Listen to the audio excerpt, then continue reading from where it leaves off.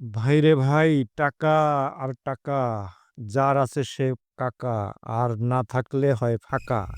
গত কিছুদিন ধরে ফেসবুকে ঢোকাই যায় না, খালি নতুন নতুন টাকা, কি সুন্দর রং আর ডিজাইন।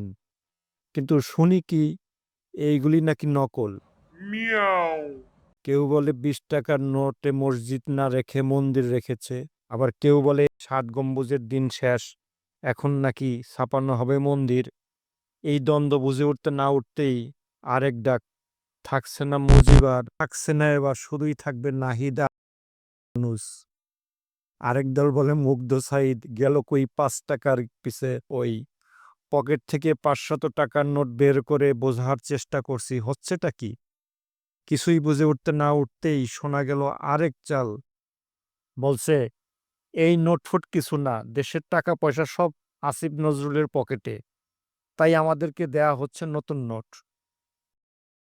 গত 15 মিনিট ফেসবুক স্ক্রলে যতটা বিনোদন করলাম, তা বাংলা সিনেমা থ্রিলার নামক স্লো মোশনের মারামারির চেয়েও ঢের খানিক প্রমোদ।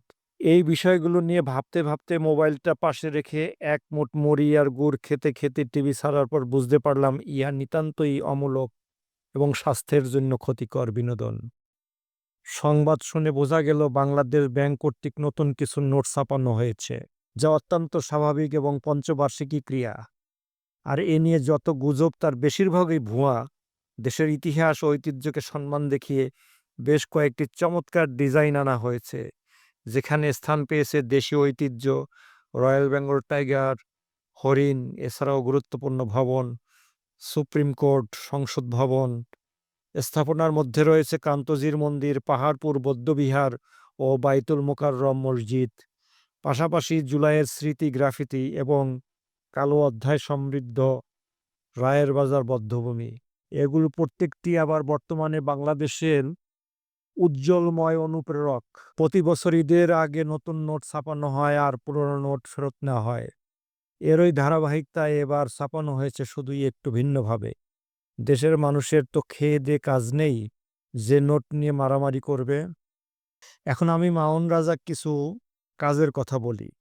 আপনিও আপনার সময় অতি মূল্যবান, কারণ সময় এবং নদীর স্রোত কারো জন্য অপেক্ষা করে না। আর যার হাতে কিছু নেই তার হাতেও সময় আছে।